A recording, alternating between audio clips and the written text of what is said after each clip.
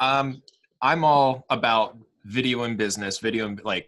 because they should be synchronous. Sadly, they're not at this point. I Right. always they should.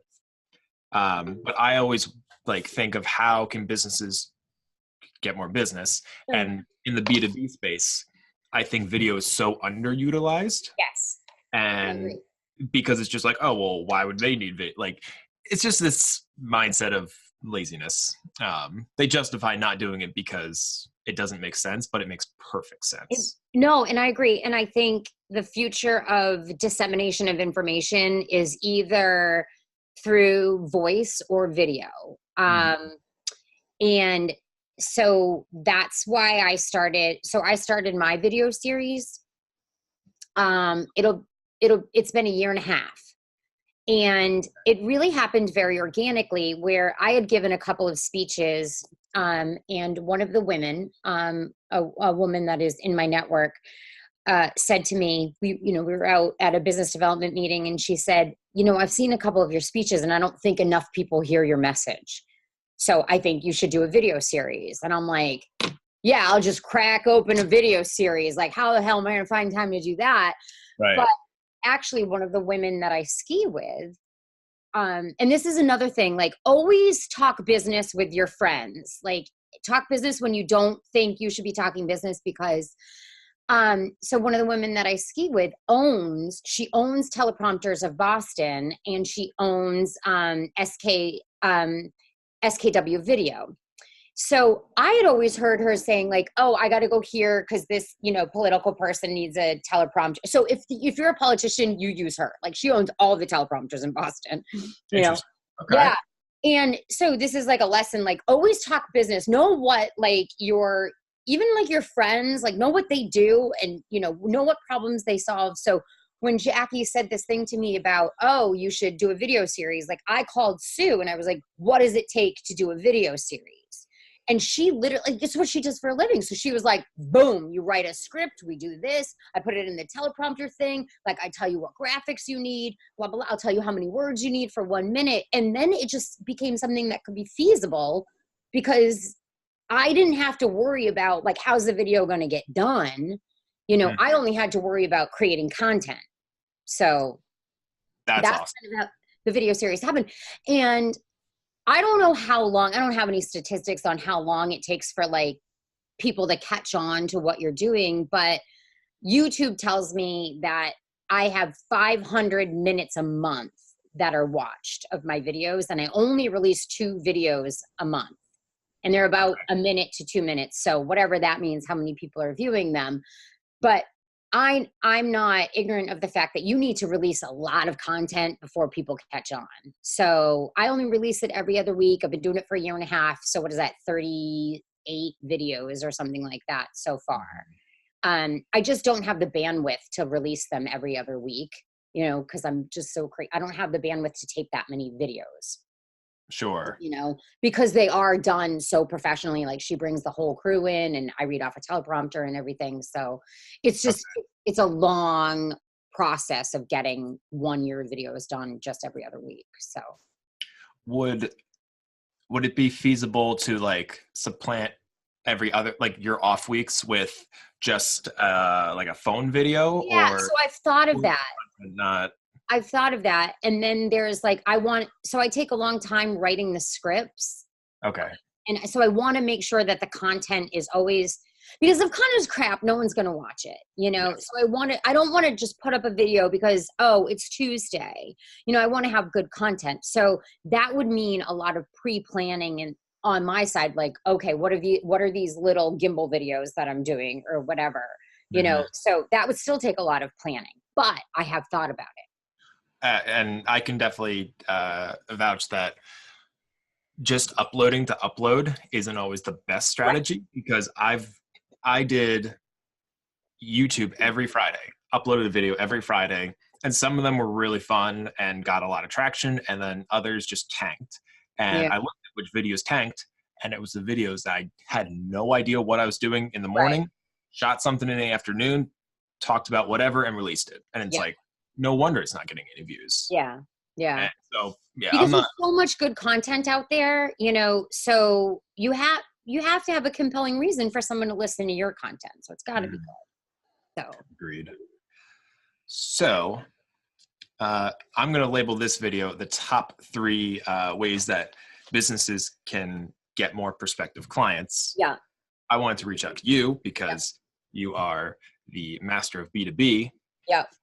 So, what would your top 3 reasons be, or top 3 ways, Okay. tactics to get more clients? Okay. So that's hard because like people always ask me what are the top 2 mistakes. So I'm always ready for that answer. Like what are the top 2 mistakes people make in business Okay. development and networking? So to think about just a top 3 things that you have to do is I would say, all right, so the first one is know your audience, know your target audience. So what problem do you solve? Like, so if you have a service, what problem do you solve for your potential clients? Or if what are the benefits of what you do to potential clients? And, perhaps maybe you sell a thing. Okay, so what kind of people would benefit from your thing, your product? So that's the first, is sort of know your audience. And so there's this woman named Judy Robinette, and she's called the woman with like the titanium Rolodex or something. And she said a lot of people's problems with business development is they're in the wrong room. So they're going to network and they're in the wrong room. So knowing who you should be in front of is number one. Like where are the options for me to meet people who my service would solve their problems, or my product is something that they would need. So always knowing what room you should be in and who you should be targeting. And there's a lot of research involved in that. And one thing I don't think people understand about business development is the tremendous amount of research and data you need to make the right decisions as far as where you should be spending your time. So I'd say that's number one. Number 2 is, and because I'm the networking queen, I have to put in networking. So network. Don't make the time to network. Don't find the time to network, make the time to network. So it has to be part of your overall strategy. You have to think of it as this is part of my job. So whatever I do for a living, networking is a piece of what I do. It is a piece of my profession at this point to find new work. So investing time in building relationships where there's this saying that says people will refer business to people they know, like, and trust. So you have to find people and invest in relationships where you have real authentic business relationships where they know you, they like you, they trust you. And on the other hand, you have to be a good person. You have to be genuine and worthy of trust. People can smell bullshit a mile away. And if you are all in it for you and you're really not in it for building relationships, people will see that. So number 2 is network. Always make time in your schedule to network. So I always tell people that they have to attend 2 networking events a week. So whether that be, and that doesn't mean you have to go to an event where there's a lot of people. That means one of your networking events could be a coffee with someone or lunch with someone or picking up the phone. It's not an email. It's like a real voice, picking up the phone and talking to someone. So a network's not going to build itself. A referral base is not going to build itself. So investing the time in building your network and understanding that does take time. In some relationships, so I've worked on relationships where literally 3 months after I met somebody, I had $1.5 million job for them. And I've had ones where it took me 5 years to get that. And I didn't do anything wrong. And those relationships weren't any different. They just had their own timeline. And that's okay. Each relationship is going to have its own timeline. And a client doesn't need you until they need you. Mm-hmm. So make sure that you find a way to be in front of them at all when they don't need you and when they do need you, because you want to be the person that they think of. And part of that is having like a networking strategy. I'll reach out to them every 3 months. I'll see how they're doing. I'll send them information that could be interesting to them. You know, people, one of the biggest things is people always think, well, we met once, we're best friends now. No, you're not. You know, it takes a long time to build a relationship, and it takes some people longer than others to say, I trust you and I'm going to give you business, or I trust you and I'm going to give someone your name. Mm-hmm. And then I think the third thing would be always have the capacity to give to other people, you know, give first. And so when I wanted to become a public speaker, I did it for free. You know, I was good at what I did and I was good at public speaking, but I wanted to be known as somebody who did public speaking. So when people asked if I would speak to their companies and teams, I did it for free because I wanted that. If I was going to make mistakes, I was going to do it when I wasn't charging anybody, you know? And I wanted to get better and better. And the only way I could do that was to give it away for free. And, you know, fast forward a year later, I have people calling me saying, I have to have you as my speaker. I have to have you as my speaker. I don't think any of that would have happened if I hadn't had, you know, sort of this idea that I need to give everything first. And it doesn't have to always be your service. It can be, I'm going to give information. I'm going to spend some, you know, if you mention something to me that is important to you, I'm going to spend some time looking up information on that and send it to you. And you know, a lot of times if I find out somebody like really likes books or really likes an author, like I'll send them a book. Like Amazon's great. You just put in their address, you know. So always have this idea of giving first. You know, that sort of like multiplier effect is, you know, one good deed breeds another.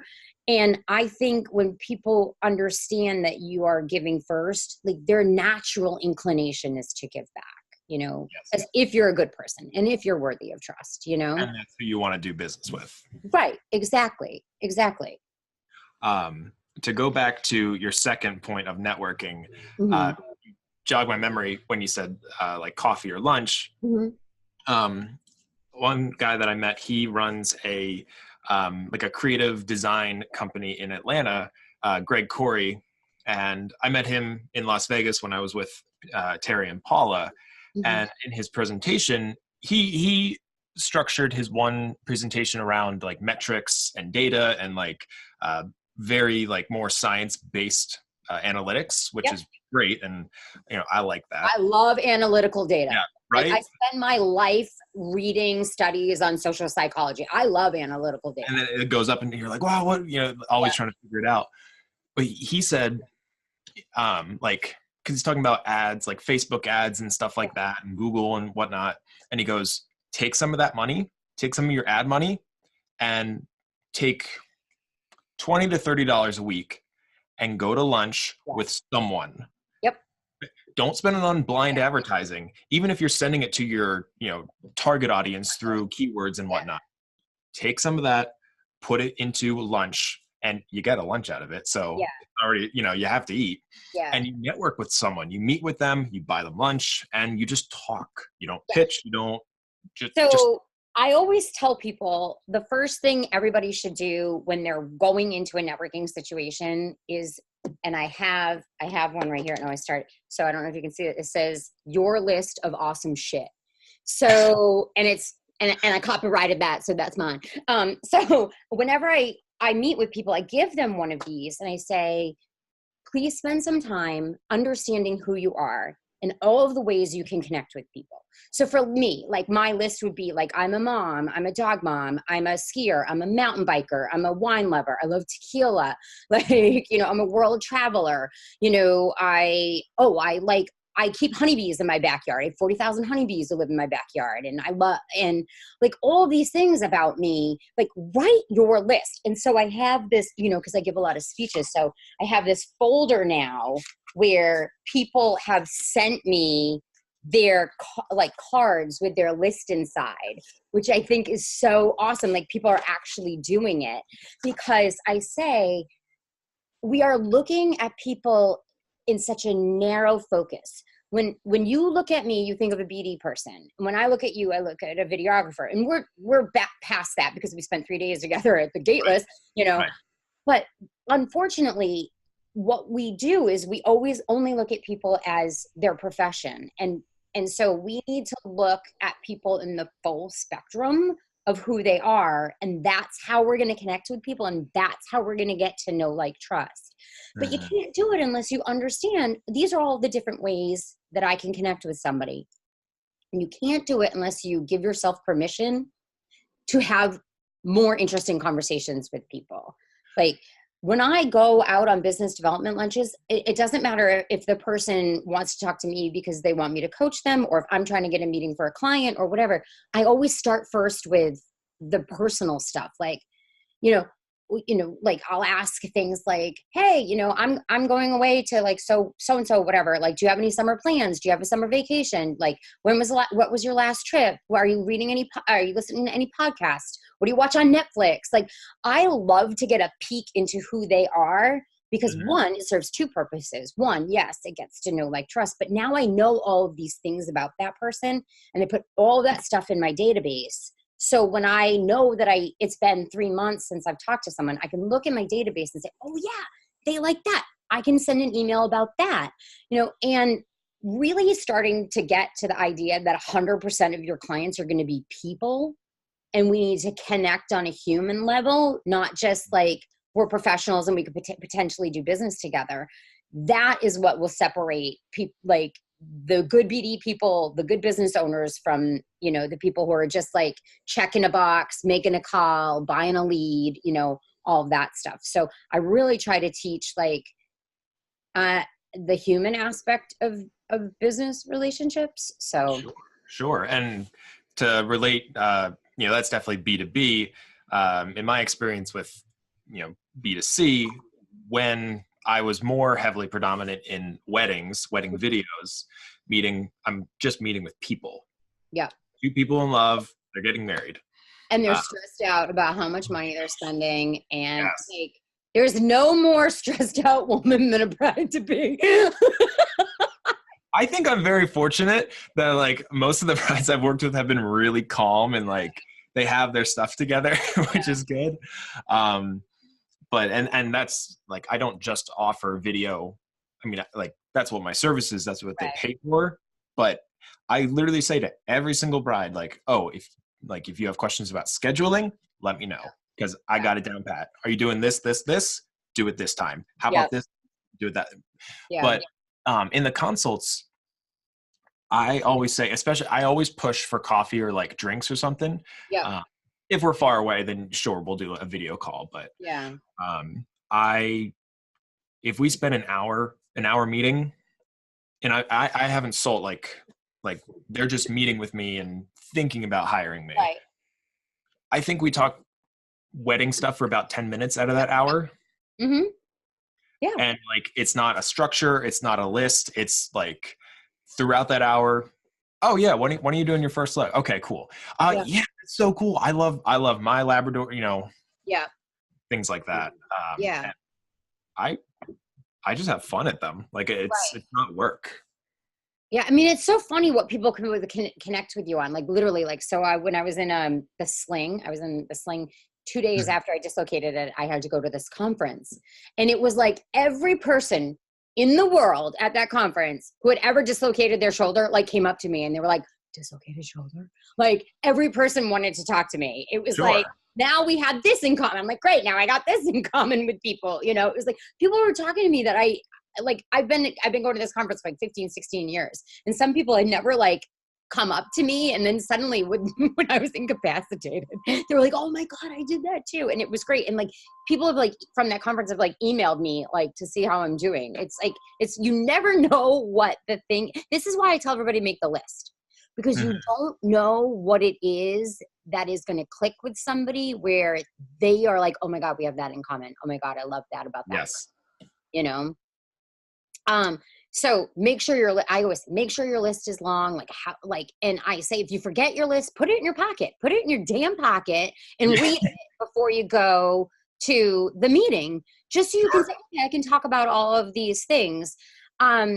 Because you know, not having something to say is fine because you're listening. But when you feel like the conversation has come to a halt, you need something to pick it back up, you know?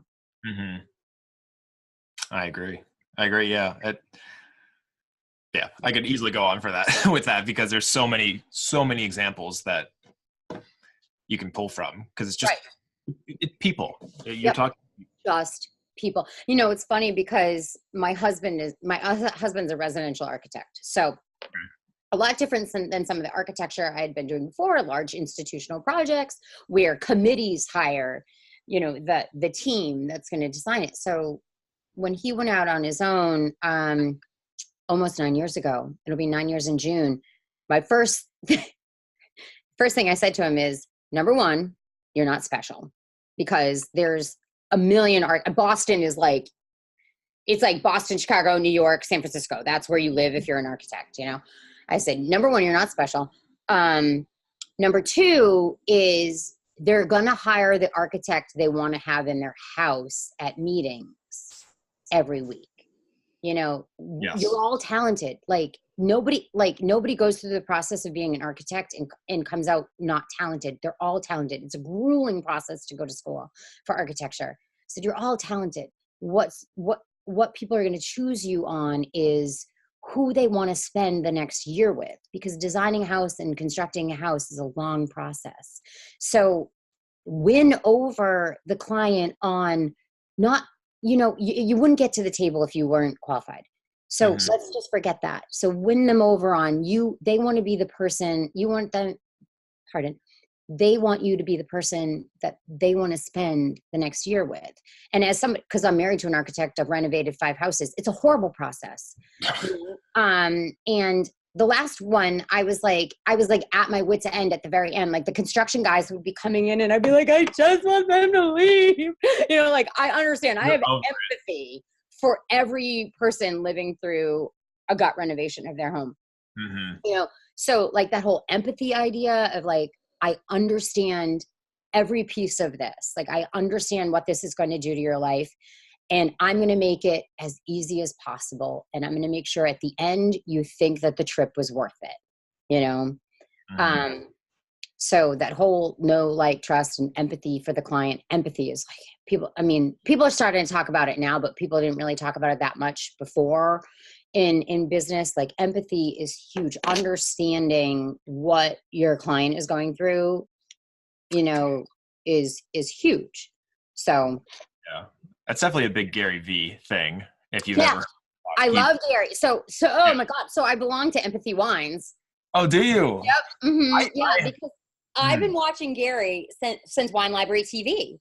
So, that's so like I've been watching 2005. Gary since Wine Library TV, and that was probably back. I probably started watching him back in like 2008. Okay.